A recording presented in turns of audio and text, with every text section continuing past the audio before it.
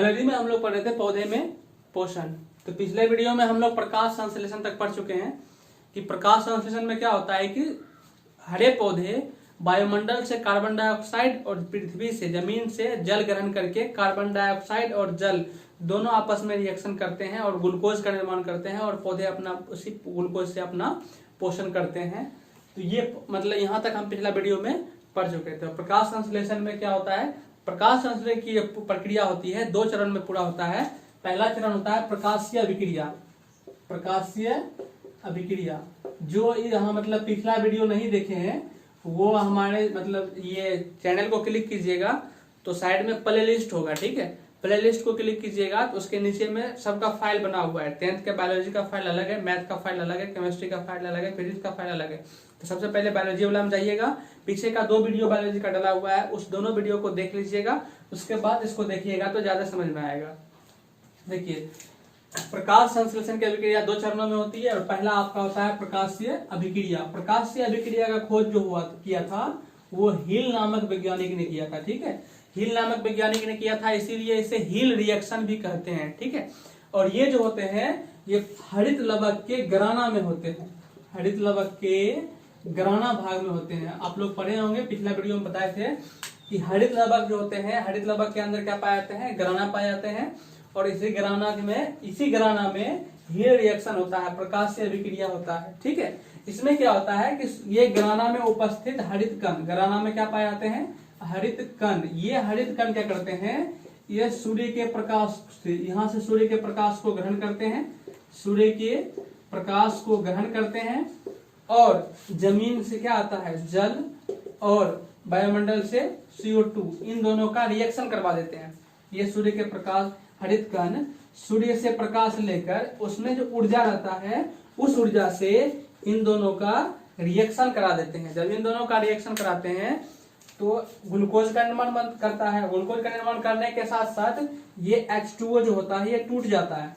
H2O ही टूट के oxygen बनता है ना, पिछले वीडियो में बताया, फिर समझ लीजिए। जब इन दोनों का रिएक्शन होता है ये बनता है C6H12O6 प्लस O2 मैंने ऑक्सीजन, और ये ग्लूकोज है, ये ऑक्सीजन बाहर निकलता है जिसको हम लोग सांस मतलब वायु के रूप में अंदर लेते हैं। तो ये ऑक्सीजन जो बनता है ये H2O के टूटने से बनता है, ठीक है। इसके बारे में और अच्छे से पिछला वीडियो में बताया गया, उसको देख लीजिएगा।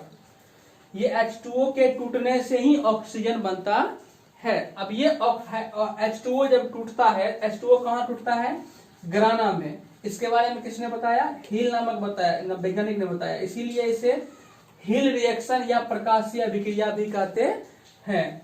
अब इसमें क्या होता है, H2O टूट जाता है 2 भागों में, H2 प्लस O2। O2 तो आपको बाहर निकल गया, बचा क्या, हाइड्रोजन। ये हाइड्रोजन क्या होता है, प्रोटॉन के रूप में वहां से अलग हो जाता है। प्रोटॉन के रूप, ऑक्सीजन बाहर निकल गया, ये हाइड्रोजन प्रोटॉन के रूप में बच गया। ये प्रोटॉन के रूप में जो हाइड्रोजन है ये पौधे के अंदर एक प्रोटीन पाया जाता है, उस प्रोटीन में जाके मिल जाता है।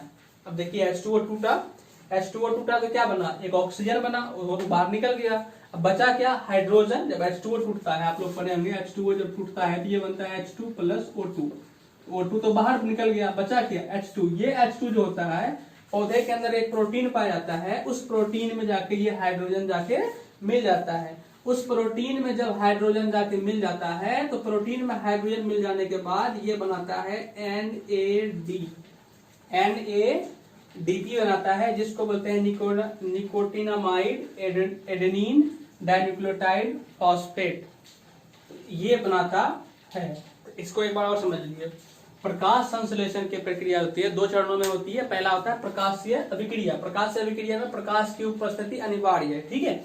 इसका खोज हिल नामक वैज्ञानिक ने किया था, इसीलिए इसे हिल रिएक्शन भी कहते हैं। ये पौधे के हरित लवक के ग्राना भाग में मतलब पूरा होता है।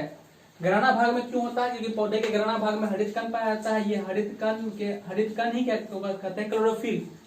पौधे का हरित लवक में ग्राना पाया जाता है, ग्राना में हरित कण पाया जाता है, हरित कण को ही हम लोग कहते हैं क्लोरोफिल। ये क्लोरोफिल क्या करता है, सूर्य के प्रकाश को अपनी ओर आकर्षित करता है और सूर्य के प्रकाश को अवशोषित करके H2O और कार्बन डाइऑक्साइड दोनों का रिएक्शन करवाता है और जिससे ग्लूकोज और ऑक्सीजन बनता है। ऑक्सीजन जो होता है वो जल के टूटने से बनता है।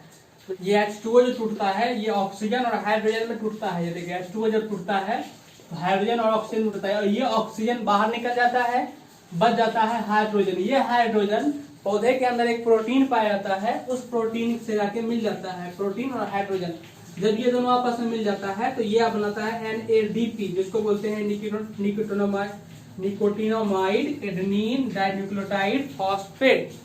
इसी के बारे में बताया था हील नामक वैज्ञानिक ने, इसीलिए इसे हील रिएक्शन कहते हैं। ये हुआ प्रकाश संश्लेषण का पहला चरण, जिसको कहते हैं प्रकाश से अभिक्रिया। जब भी एग्जाम में अगर प्रकाश से अभिक्रिया बोलेगा लिखने के लिए तो उसको आप लिखिएगा कि प्रकाश से अभिक्रिया में प्रकाश की उपस्थिति अनिवार्य है। इसका खोज हील नामक वैज्ञानिक ने किया था, इसीलिए इसे हील रिएक्शन भी कहते हैं। इसमें ये जो होते हैं पौधे के हरित लवक के ग्राना भाग में पूरा होता है। इसमें सूर्य के प्रकाश की ऊर्जा के कारण, सूर्य के प्रकाश की ऊर्जा के कारण कार्बन डाइऑक्साइड और जल का रिएक्शन होता है और इस रिएक्शन से ऑक्सीजन मतलब H2O टूट कर ऑक्सीजन तथा हाइड्रोजन बनता है। ऑक्सीजन बाहर निकल जाता है, जो हाइड्रोजन होता है वो पौधे के प्रोटीन के साथ जाकर मिल जाता है। प्रोटीन और हाइड्रोजन मिलकर NADP बनाता है, जिसको निकोटिनामाइड एडिनोन्यूक्लियोटाइड फॉस्फेट कहते हैं। ठीक है, दूसरा हमारा है अप्रकाशीय अभिक्रिया। ठीक है, अप्रकाशीय अभिक्रिया में क्या होता है, इसमें प्रकाश की उपस्थिति अनिवार्य नहीं है। प्रकाश अभिक्रिया में प्रकाश की उपस्थिति अनिवार्य, की प्रकाश अगर उपस्थित नहीं रहेगा तो मतलब प्रकाश संश्लेषण होगा ही नहीं। ठीक है, इसीलिए उसमें प्रकाश की उपस्थिति अनिवार्य है, लेकिन इसमें प्रकाश की उपस्थिति अनिवार्य नहीं है। दूसरा बात समझिएगा, ये पौधे के हरित लवक के स्ट्रोमा में होता है। कहाँ होता है? हरित लवक के स्ट्रोमा में। वो कहाँ था? ग्राना में। ये कहाँ होगा? हरित लवक के स्ट्रोमा में। हरित लवक उस दिन बताए थे कि हरित लवक के अंदर थैलाकॉइड का गुच्छा होता है, उस गुच्छा को कहते हैं ग्राना, जिसके अंदर हरित कण पाया जाता है, क्लोरोफिल पाया जाता है।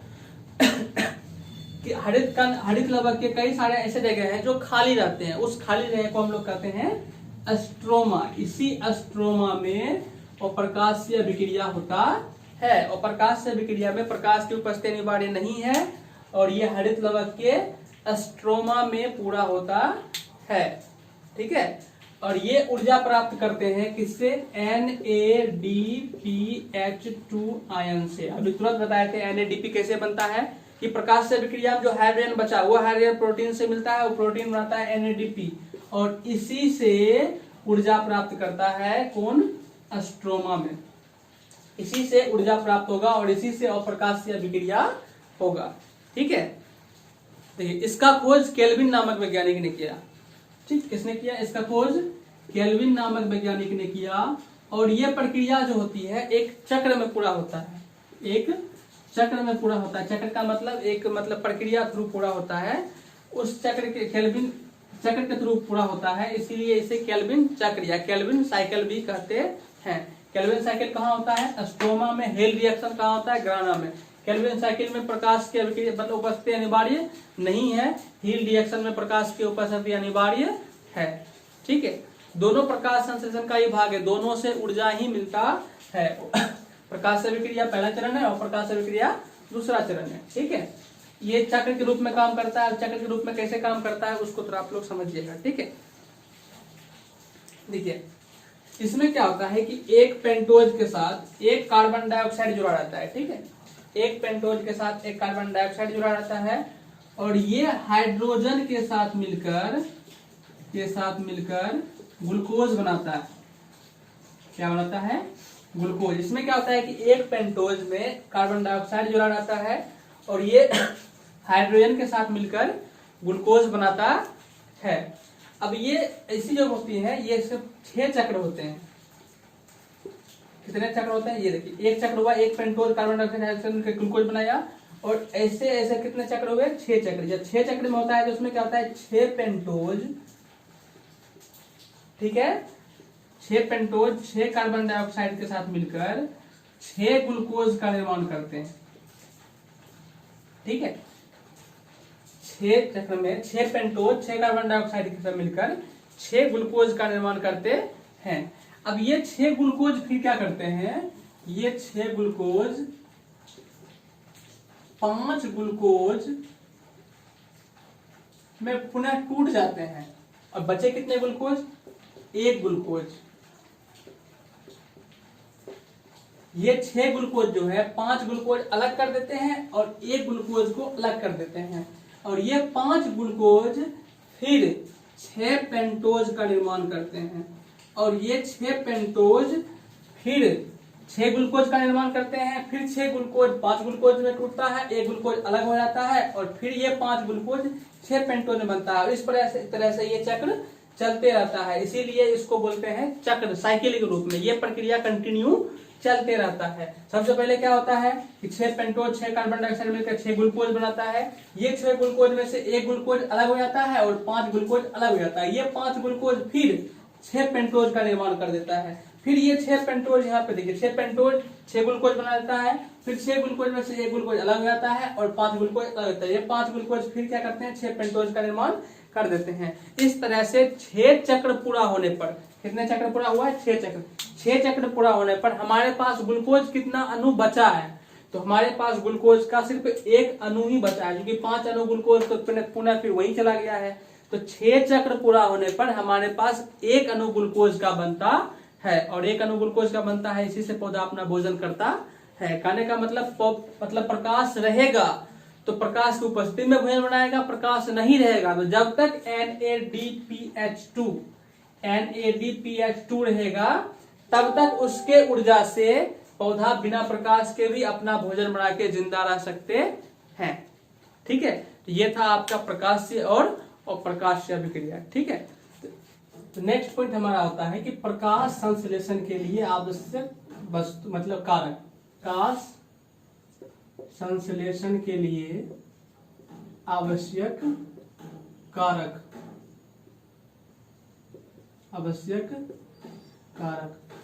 ठीक है।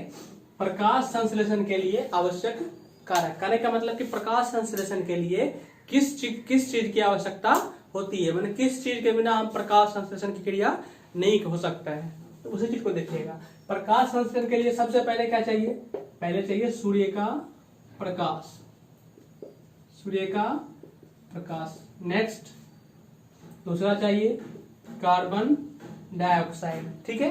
तीसरा चाहिए जल, ठीक है, H2O। चौथा चाहिए हरित लवक,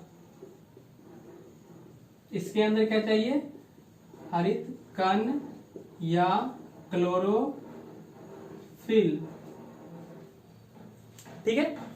तो ये सभी चीज चाहिए, जितना जो लिखे हैं ये प्रकाश संश्लेषण के लिए चाहिए, ठीक है। अब प्रकाश संश्लेषण के बाद ऐसी कौन सी गैस है जो बाहर निकलती है, ठीक है, जो बाहर निकल जाती है, तो बाहर निकल जाती है तो एक गैस है जो बाहर निकल जाती है, वो गैस है ऑक्सीजन।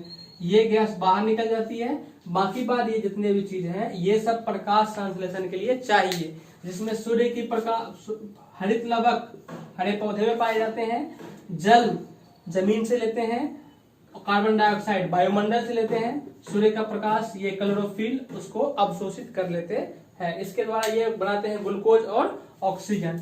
ऑक्सीजन क्या होता है बाहर निकल के फिर वायुमंडल में मिल जाता है, और बचा ग्लूकोज, ये ग्लूकोज जो होते हैं पौधे पर स्टार्च के रूप में पाए जाते हैं। अगर आपको क्वेश्चन पूछेगा कि पौधे में ग्लूकोज किस रूप में पाए जाते हैं, तो स्टार्च के रूप में पाए जाते हैं। कहाँ पाए जाते हैं, तो पत्ते में पाए जाते हैं, ठीक है। और एक क्वेश्चन पूछता है इन सभी चीजों में से सबसे इंपोर्टेंट चीज क्या है जिसके ऊपर प्रकाश संश्लेषण की क्रिया निर्भर करती है, तो उसमें आपका आंसर आएगा केवल कार्बन डाइऑक्साइड। कार्बन डाइऑक्साइड क्या है, अभिक्रिया गति को तेज कर देता है या धीमा कर देता है, तो ये आपका आंसर आ जाएगा कार्बन डाइऑक्साइड। यहाँ पे 2 क्वेश्चन, ठीक है। क्वेश्चन क्या बनता है, प्रकाश संश्लेषण के लिए कितने चीजों की आवश्यकता होनी चाहिए, तो ये 4 चीजों की आवश्यकता होती है। प्रकाश संश्लेषण से कौन सी गैस बाहर निकलती है, तो ऑक्सीजन गैस बाहर निकलती है। प्रकाश संश्लेषण में ग्लूकोज जो बनता है पौधे में किस रूप में पाया जाता है, स्टार्च के रूप में पाया जाता है। स्टार्च पौधे में कहाँ पाया जाता है, तो पत्ते में पाया जाता है, ठीक है। और प्रकाश संश्लेषण की क्रिया किस, मतलब ऐसी कौन सी चारों में से ऐसी कौन सी चीज है जो प्रकाश संश्लेषण क्रिया को बढ़ा या घटा सकता है, ठीक है, उसमें आपका आंसर आया कार्बन डाइऑक्साइड। कुछ पौधे ऐसे हैं जो विषम पोषण द्वारा अपना पोषण करते हैं, मतलब वो विषम पोषी होते हैं। वैसे पौधे में होते हैं अमरबेल। अमरबेल जो होता है एक विषम पोषी पौधा है, अमरबेल एक विषम पोषी पौधा है, और ये अपना पोषण जो है विषम पोषण विधि द्वारा करते हैं। अब देखिए इसमें क्या होता है, अमरबेल का जो पौधा होता है उसका पत्ता बहुत छोटा छोटा होता है, बहुत छोटा छोटा, और पीले रंग का होता है। अमरबेल का जो पत्ते होते हैं बहुत छोटे छोटे होते हैं और पीले रंग के होते हैं, और वो लता के रूप में, लता समझते हैं ना, लता के रूप में दूसरे पौधे पर ही फैले हुए रहते हैं। उसका जड़ नहीं होता, उसका जड़ जमीन में नहीं होता है, जगह जगह जड़ निकलकर दूसरे पौधे के तने में घुस जाते हैं और उसके परिवहन उत्तक में जुड़ जाते हैं। परिवहन उत्तक होता है वह उत्तक जो भोजन जिस उत्तक द्वारा भोजन पहुंचता है, तो उस उत्तक में इसका जड़ जाके घुस जाता है, जिसके वजह से क्या होता है उसके लिए, उस पौधे के लिए जब खाना जाता है तो वही खाना को ये अब मतलब ये इसका जो अमरबेल का जो पौधा है वो भी अवशोषित कर लेते हैं और इसी पौधे के भोजन को अपने अंदर लेके अपना जीवन यापन करते हैं। माने ये पौधा खुद से अपना भोजन नहीं बनाता है, दूसरे के ऊपर डिपेंड रहता है, इसीलिए इसको विषम पोषी पौधा कहते हैं। माने ये अपना भोजन खुद से नहीं बनाते हैं। ये पीले रंग के होते हैं, हल्के छोटे छोटे पत्ते वाले होते हैं, इसका जड़ जमीन में नहीं होता है। ठीक है, कुछ पौधे ऐसे होते हैं जो कीट भक्षी होते हैं, माने कीट खाते हैं। ठीक है, जिसमें आपका निपेंथिस होता है, निपेंथिस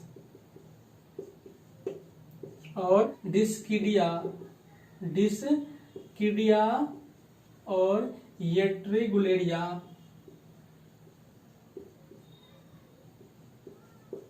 ये 3 पौधे ऐसे हैं जो अपना भोजन, जो मतलब दूसरे पौधे को, दूसरे कीट को, मतलब कीट को खा के अपना मतलब पोषण करते हैं, इसीलिए इसे कीट भक्षी पौधा कहते हैं। माने कीट को खाने वाला पौधा, इसलिए कीट भक्षी पौधा इसको कहते हैं। उसमें क्या कहता है, निपेंथिस, येट्रिगुलेरिया, डिस्किडिया। देखिए इसमें क्या होता है, इसका पत्ता पर इस तरह का ये ढक्कन रहता है और इसका ये ऊपर से एक ऐसे करके पत्ता रहता है। ठीक है, इसमें क्या होता है, ये पौधा होता है और ये पत्ता जो होता है ये कलरफुल होता है, माने कई सारे रंगों का होता है, कलरफुल रहता है, जिसके सुंदरता को देखकर छोटे छोटे कीट जो होते हैं इसमें आते हैं खाने के लिए, इसके अंदर, यहाँ से इसके अंदर पहुंच जाते हैं खाने के लिए। इसकी सुंदरता को देखकर इसके अंदर पहुंच जाते हैं। जब जैसे ही कोई कीट इसके अंदर पहुंचता है तो ये जो ढक्कन ऊपर से रहता है ये ढक्कन बंद हो जाता है। जब ये ढक्कन ऐसे करके बंद हो जाता है तो ये जो अंदर में कीट गया था ये बाहर नहीं निकल जाता है, नहीं निकल पाता है।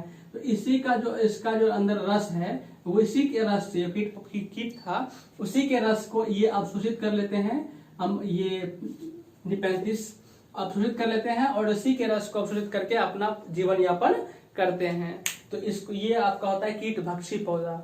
ठीक है, तो अमरबेल, अगर क्वेश्चन में लगा अमरबेल किस प्रकार का पौधा है, तो अमरबेल आपका विषम पोषी पौधा है और निपेंथिस कीट भक्षी पौधा है, डिस्किडिया भी कीट भक्षी पौधा है, येट्रिगुलेरिया भी कीट भक्षी पौधा है। तो पौधे में शोषण हमारा कंप्लीट हो गया है। अगला जो वीडियो आप लोग देखिएगा उसमें है जंतु में पोषण। जंतु में पोषण माने जीव जंतु, जैसे हम लोग हैं, हम लोग अपना पोषण कैसे करते हैं, खाना खाते, खाना के द्वारा, खाना खाने के बाद वो शरीर के किस किस भाग में कैसे कैसे पहुंचता है, कैसे वो खाना खाने के बाद ऊर्जा के रूप में हमको मिलता है, वही चीज हम लोग अगला वीडियो में पढ़ेंगे, जिसको कि हम लोग एक तंत्र द्वारा पूरा करते हैं, जिसको हम लोग कहते हैं पाचन तंत्र। तो कुल मिला के अगला वीडियो में आप पाचन तंत्र के बारे में हम लोग पढ़ेंगे। ठीक है, तो समझ में आया होगा। या कोई भी दिक्कत होगा तो आप नीचे कमेंट सेक्शन में कमेंट कर दीजिएगा, उसके लिए हम अलग वीडियो बना के, फिर जो भी दिक्कत होगा उसका एक अलग वीडियो बनाया जाएगा, उसका अलग वीडियो आपको डाल दिया जाएगा बना के, उसमें आप देख लीजिएगा। ठीक है, ओके।